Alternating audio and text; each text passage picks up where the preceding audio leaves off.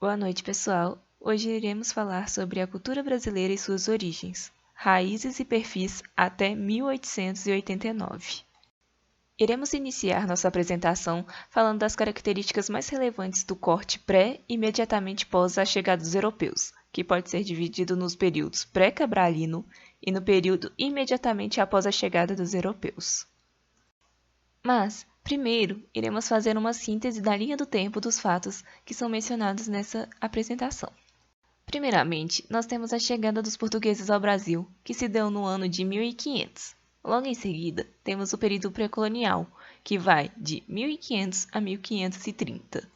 Após isso, temos o período colonial, que aborda os anos de 1530 a 1822, sendo 1694 a descoberta do ouro em Minas Gerais e 1808 a chegada da família real no Rio de Janeiro. E para finalizar, de 1822 a 1889, nós temos o período do Império. O período pré-cabralino aborda o Brasil antes da chegada dos portugueses, o qual possuía uma enorme diversidade cultural que se perdeu ao longo da colonização. Havia aqui diversas tribos e aldeias, cada uma com suas características próprias e singulares, e inúmeros grupos nômades. Estima-se que o território brasileiro já possuía mais de 2 milhões de nativos. Diferente da visão eurocêntrica sobre o nosso território, aqui já havia agricultura intensiva, comércio e guerras movidas a canibalismo. Estudos recentes revelam uma rede de estradas que ligava nosso litoral ao Império Inca e permitia escambos entre povos. Os nativos também comercializavam, por meio de trocas entre si, geralmente entre os povos do litoral e do sertão. Os índios do litoral tinham sal extraído do mar e conchas ornamentais, e volta e meia ainda sobrava mandioca. Já o sertão tinha suas commodities, como feijão e milho, e penas. As tribos nativas viviam em constantes conflitos entre si, geralmente motivadas por terra, rios, por vingança, esporte e até mesmo por motivos religiosos, como parece ter sido o caso dos tupis. Estudos mostram que boa parte da Amazônia pode ser obra do homem e não da mãe natureza. A distribuição de frutas e de um solo específico, como é o caso da Terra Preta, sugere a ação do homem. Assim, é visto que as sociedades presentes no nosso território eram muito mais complexas e estruturadas, e fizeram grandes realizações. O período imediatamente após a chegada dos europeus diz respeito a 1500, quando os primeiros portugueses que desembarcaram no continente americano tomaram posse das terras e logo em seguida tiveram os primeiros contatos com os indígenas. Esse acontecimento ficou marcado por corresponder ao processo de extermínio e submissão dos indígenas, tanto por meio dos conflitos com os portugueses, quanto pelas doenças trazidas por estes, como a gripe, a tuberculose e a sífilis.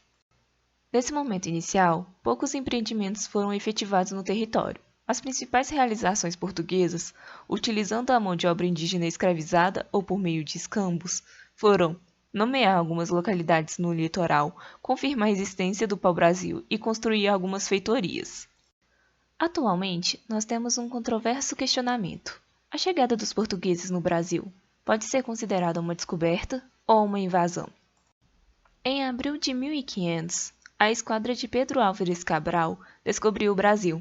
Descobrir foi o termo usado pelos portugueses durante séculos para se referir ao momento que chegaram ao Brasil. Entretanto, esse termo não passa de uma forma de manipular, de maquiar todos os atos hediondos que os portugueses cometeram nessa descoberta. De acordo com Jorge Melo, jornalista, pesquisador e doutorando em História Política e Bens Culturais pela Fundação Getúlio Vargas, já está provado que os portugueses não chegaram ao território brasileiro por acaso. Nas palavras do jornalista, o Brasil era um segredo de Estado.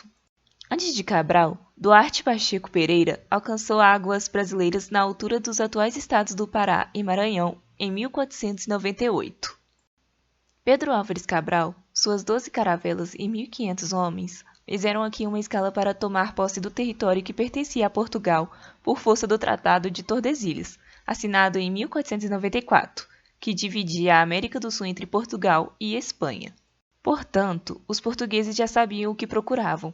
Logo, não foi uma descoberta ao acaso. Tomar o Brasil foi uma ação premeditada.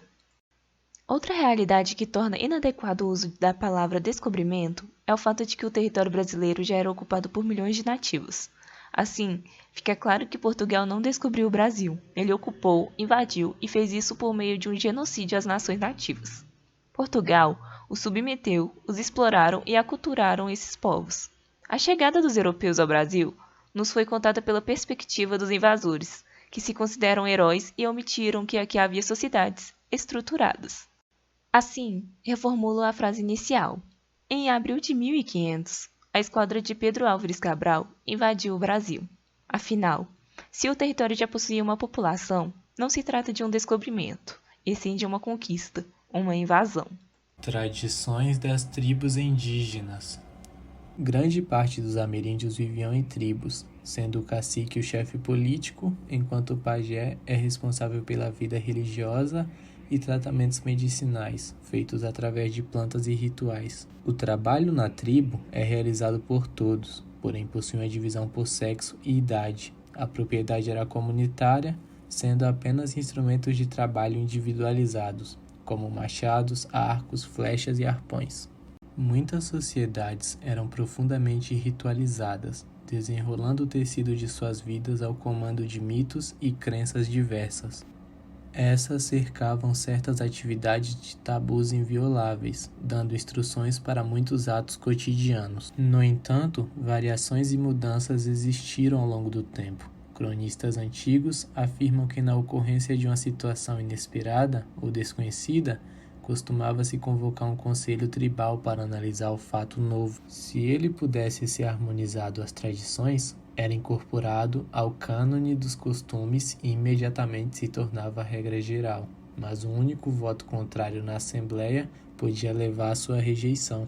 Em muitas tribos eram aceitos, por exemplo, o sexo grupal, algumas formas de incesto, o adultério e a homossexualidade.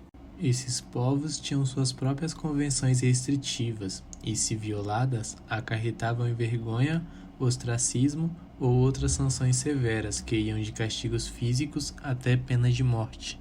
Entre esses atos, vale citar que xamãs suspeitos de praticar feitiçaria contra membros de sua tribo podiam ser executados.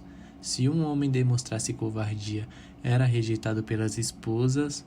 A revelação de segredos de iniciação podia significar a morte, e em algumas tribos, se mulheres profanassem a casa das flautas, reservada apenas aos homens, sua lei exigia que fossem punidas com um estupro coletivo. Os crimes não prescreviam pelo tempo e justificações como embriaguez, descontrole emocional ou coação não costumavam ser aceitos como atenuantes ou escusas de responsabilidade. As tribos indígenas adotavam e ainda adotam o direito consuetudinário, que é definido como um conjunto de normas sociais tradicionais, criadas espontaneamente pelo povo, não escritas e não codificadas. Pode-se caracterizar o direito dos nativos como consuetudinário, pois ele se encontra imerso no corpo social e entrelaçado com todos os aspectos da cultura, formando uma unidade compacta. Além disso, extrai sua força e seu conteúdo na tradição comunitária, expressa nos usos e costumes. Tal direito consuetudinário é diferente do direito positivo, por não separar o aspecto social do jurídico. O direito para as comunidades indígenas atua submerso no corpo social, nos usos e costumes comunitários, envolvendo tradição oral, sistema de cargos e fundamentos religiosos. Como ensina Cuevas Gayoso, o direito costumeiro para os povos indígenas atende a uma cosmovisão fundada em princípios ancestrais que está relacionada com a ordem natural dos acontecimentos. São regras aceitas e aplicadas pela sociedade porque a consciência coletiva diz que são boas para os homens. Dessa forma, sua aplicação não requer a inclusão de tais regras em textos normativos, pois o que as torna legítimas é a consciência comum do grupo, que, por meio do conhecimento dos princípios gerais que regem as suas condutas, sustenta as regras determinadas para a resolução de problemas específicos. Períodos históricos entre 1500 e 1889. Período pré-colonial. Período de 1500 a 1530, marcado pela exploração do pau-brasil, que teve como mão de obra principal os indígenas. Esse período se encerrou após as ameaças da invasão francesa, que levou Portugal a iniciar a colonização. Período colonial. Para estabelecer o processo de colonização do Brasil, Portugal criou as capitanias hereditárias, 15 divisões de terras. Estes lotes foram doados a capitães donatários, pertencentes à pequena nobreza lusitana que, por sua conta, promoviam a defesa local e a colonização. Entretanto, em 1548, com o fracasso de grande parte das capitanias, foi instaurado no Brasil o governo geral, no qual coexistiu com as capitanias e tinha o objetivo de organizar a administração da colônia. O governador-geral recebia de Portugal um conjunto de leis a serem aplicadas na colônia. Estas determinavam as funções administrativas, judiciais, militares e tributárias do governo geral. A produção de cana-de-açúcar era a principal atividade econômica da colônia. Em 1694, houve a descoberta de ouro em Minas Gerais, começando assim o ciclo do ouro. O sistema colonial entrou em decadência, principalmente pelo desejo do povo de quebrar vínculos com Portugal. Muitas revoltas ocorridas no Brasil foram reflexo dessa insatisfação, como a Revolta de Beckman de 1684, Guerra dos Emboabas de 1708 a 1709, entre outras. Além dessas revoltas, ocorreram movimentos separatistas como a Inconfidência Mineira de 1789 e a Conjuração Baiana de 1798. A Era do Brasil Colônia teve fim no dia 7 de setembro de 1822, quando Dom Pedro declarou a independência do Brasil. Período Império. Se estendeu de 1822 a 1889. O período imperial é dividido em 3 fases: primeiro reinado, período regencial e segundo reinado. O primeiro reinado destacou-se pelo autoritarismo de Dom Pedro I, que levou ao desgaste de sua relação com a elite política e econômica do país, fazendo com que o imperador renunciasse ao cargo. O período regencial foi um momento de transição e teve 2 grandes destaques: as brigas políticas e as revoltas provinciais. Por fim, o segundo reinado foi o maior e mais estável período da monarquia no Brasil, quando Dom Pedro II governou o país por quase meio século. Essa época foi marcada por importantes eventos no Brasil, como a Guerra do Paraguai. Durante esse período, o país passou por transformações que levaram ao fim do trabalho escravo e à chegada de milhares de imigrantes no país.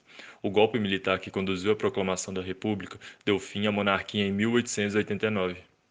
Agora vamos falar sobre o panorama da formação identitária no corte pré e pós-independência.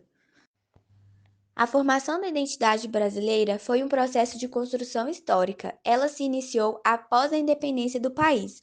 Os esforços para constituir a identidade do país estão ligados à necessidade de uma coesão social que acompanha a existência de um Estado que administra todo o território nacional. Dessa forma, a manutenção de uma máquina administrativa comum a todo o território nacional foi o primeiro passo na construção da identidade. Porém, durante o primeiro reinado e o período regencial, não houve grandes avanços na construção da identidade nacional, a não ser a formação de forças repressivas militares para garantir a ordem latifundiária e escravocrata em todo o território nacional. Os conflitos separatistas provinciais das décadas de 1830 e 1840 eram um obstáculo à integridade territorial e também à coesão social do país recém-independente. A forma com que esses conflitos foram reprimidos permite perceber que a violência repressiva do Estado contra conflitos sociais que pretendiam alterar a ordem vigente passou também a ser constitutiva da identidade nacional. A cultura da violência estatal permeou desde o início a formação da identidade nacional. Ainda durante a regência, houve outros esforços nesse processo de construção identitária. A criação do Instituto Histórico e Geográfico Brasileiro em 1838 foi o primeiro passo na tentativa estatal de refletir sobre temas que estariam relacionados à nação brasileira. O processo de constituição da identidade nacional ganhou um impulso maior após a década de 1930, quando Getúlio Vargas chegou ao poder. A partir disso, pôde-se perceber que a construção da identidade, para além de um processo cultural, era também um processo político. Características do Brasil na Primeira República.